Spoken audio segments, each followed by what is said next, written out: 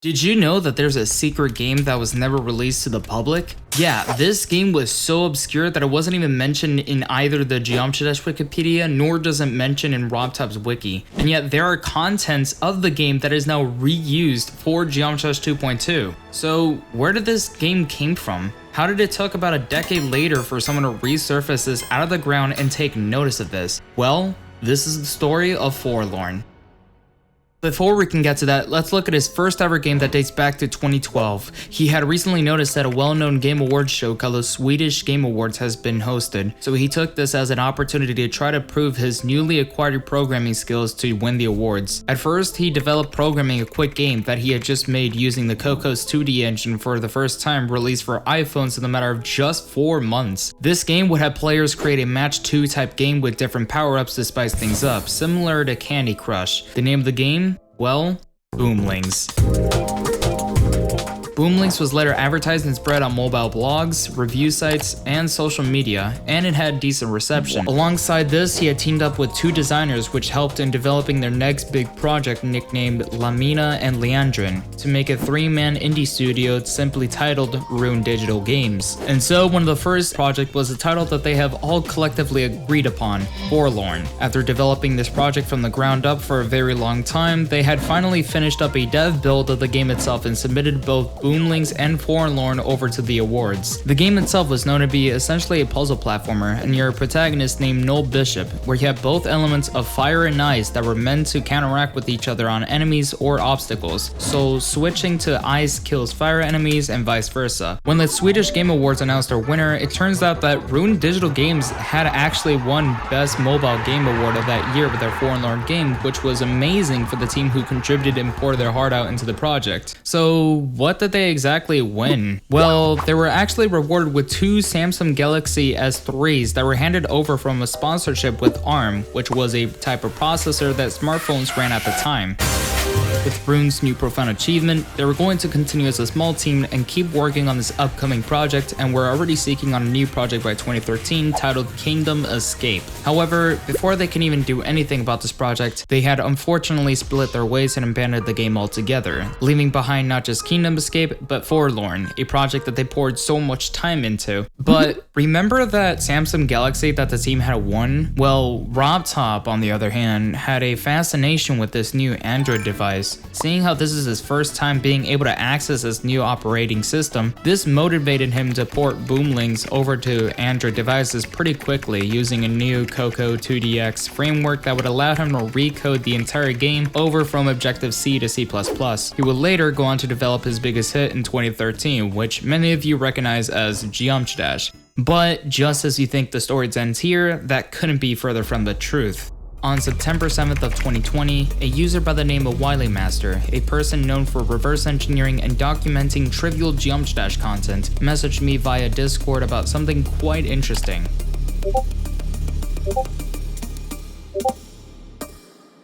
It took about 8 years for someone to uncover this hidden piece of not just Geometry Dash's content, but Robtop's history in general. Alongside this, he had linked to what seems to be footage of a piece of Forlorn content that was uploaded by none other than Rune Digital Games, a channel that at the time only had 12 subscribers. Nowadays, this number jumped to a few hundred because GD Colon decided to give this channel a little shout out. The channel consists of only 3 videos, all of them having to do with the development of Forlorn. Let's dive into each video, starting with Forlorn Alpha gameplay trailer. The gameplay trailer pretty much describes exactly what the description provided to the Swedish Game Awards. In fact, there is a blog that gives the same exact description, except it actually links to that gameplay trailer video. However, some things weren't mentioned in the description. In the footage itself, you can see that yes, you can switch between elements of fire and ice to counteract obstacles and some enemies, but there's way more that goes into it. You got bouncing mushrooms, auto-scrolling vertical levels, and what seems to be a giant boss in-game. To say that their presentation was amazing for a build is an understatement. The next video, Forlorn Bunny Ogre Shaman, shows a rough animation process that has the outline sketch and then slowly adding more details as it goes on, and then finally resulting into its final colored animation that would have been shown up in the game. But this doesn't reveal the game as much as the final video that we have here, which is Forlorn's level construction. This video shows a time-lapse of how Robtop develops a level inside the game itself, just placing down a bunch of assets to create recreate the level. After finishing up the time-lapse, he demonstrates a level that he created during the time-lapse that shows not just the temporary UI for the game, and wait a minute, isn't this the placeholder platformer controls asset that Robtop was going to use for 2.2? Yeah, as mentioned at the beginning of the video, there's a couple of assets that were reused for 2.2, but I'll talk about them very shortly. You can also see platforms lowering and raising depending on whether Bishop is standing on it. Robtop probably used the touch move trigger to make that work. Jokes aside, it's a nice video that demonstrates what could have been another hidden gem from the dev himself. Now, I'm sure most of you guys have been waiting for this, but I saved it for last. Obviously, we have noted that the platformer buttons exist in the demonstration, but we can also note this little gem in the top right hand of the screen, which doesn't really look like the current Geometry Dash shards, but it does look like shards we will be getting soon in 2.2. Perhaps this could be the precursor to the actual shards in Geometry Dash? I'm not entirely sure. On top of that, looking more into the video, we can actually spot torch fires burning behind railings. If we look at it closely, we can actually see that this is a very familiar fire asset that we have already seen nowadays. This isn't the end of the rabbit hole.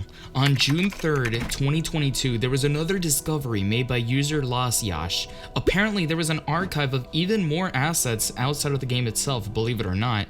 The contents included in this archive website includes the app icon, the logs of the submitted entries of the Swedish Game Awards, a character evolution sheet of the design of Bishop, and some Boomlink screenshots and in-development images. Now, the mystery of this mobile game that hasn't seen the light of day has led curious minds like me, Wiley, and a few others to take a look into attempting to recover this old project of Robtop. At the very least, Robtop should be able to drop the build so that it can be decompiled and hopefully be able to see all of what this game has to offer. After contacting Robtop several times and appearing on Discord channels, it seems like we aren't really getting any success in getting our hands on this game. Robtop, after Wiley had questioned him about the game publicly, claimed that Forlorn is dead, which does at least confirm the validity of not just the project, but the fact that he was a part of the Rune Digital team. On top of this, he had also said that the build of the game cannot be shared because Apple keeps changing the way apps are built, so therefore he can't share the dev build in the first place, probably can't even open up either. Regardless of whether the game is still being able to be recovered or not, there's no doubt that this helped Robtop into finally pushing out his biggest game yet, which will be now known as Geometry Dash. I'm sure that he does care about the project overall, or at least to some degree. I mean, the game itself is the reasoning behind him porting all of his ongoing games over to Android, so it did influence his development. There's not a lot to say about Forlorn because, well, the sources online are very scarce.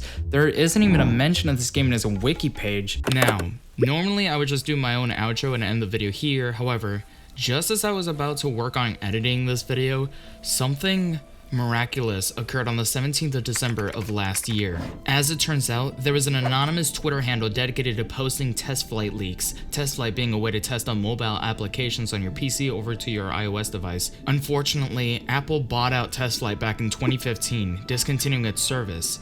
Jumping back to now, we have this tweet. Full test flight CDN archives. You can find just about any iOS app beta or prototype from roughly 2012 to 2015 in this archive, but you have to search for it.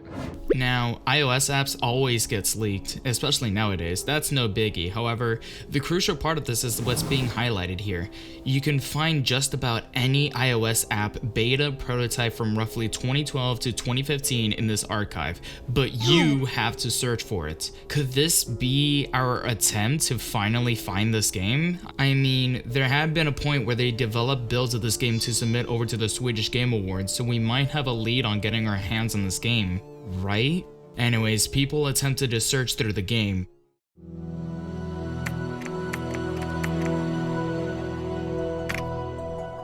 No Forlorn found. There was seemingly nothing that had come about this game, and my hope for the possibility of this game finally being found, or really anything about Forlorn, is slowly dying out. That is, until this happened. We fucking found it! Oh, what? Huh? This came out of nowhere. By another miracle, the archive team over at the Internet Archive decided to run up another list of test flight apps released around then, dumping each and every single .ipa on a primitive website that looks like this. Yeah, so people decided to take another shot of finding Forlorn. And wouldn't you know, They found it. Not only did they have found the game, but they had discovered 4 other builds of the game. To say that this discovery is a relief is a huge understatement. On top of that, there was a huge amount of discovery made to those who can somehow get the game running on a 32-bit iOS device. Now, I can't just put everything in this video just because of how much content there is to the game, but I want to share with you some of the notes out of the game that I want to highlight. Firstly, the checkpoint system doesn't really work here. I don't think the developers of the game made it that far into the game development stage to ever program a way to save your progress, so leaving the game would make you start at the very beginning of that level. There's also a shop that would spawn in around the beginning of each stage. What's funny is that the first level shop area has a familiar music track that plays out.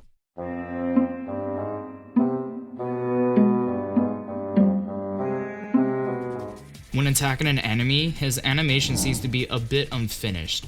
Some of his sprites seem to remain sketches of what the sprite is supposed to look like, which didn't have any cleanup for it at all.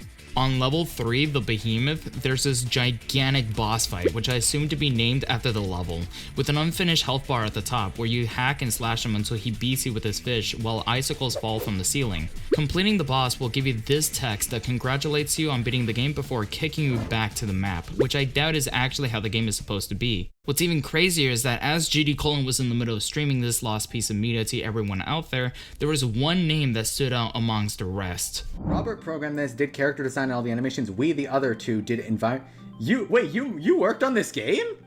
There's no money in these types of games, unfortunately. You need people to keep playing beyond a single playthrough. These aren't real levels, just placeholder stuff we had to test systems, etc. We have more finished levels where we focused on gameplay more. This isn't the game really, just placeholder levels we had while designing the game. Very janky and not representative of the gameplay in the real levels. Well, I guess half the stuff is still hidden in mystery, seeing as the more complete versions of the game aren't leaked. But yeah, it's a dead game and just kind of fun it leaked, even if it's kind of janky. It looks like there were even more versions made for Forlorn that were more recent, although these ones have not been leaked yet. In the meantime, Wiley himself did the honors of documenting the game of what he currently has into his GitHub page that I will link in the description, but nevertheless, this is a very trivial piece of Robtop Games gem that later helped him develop Geometry Dash.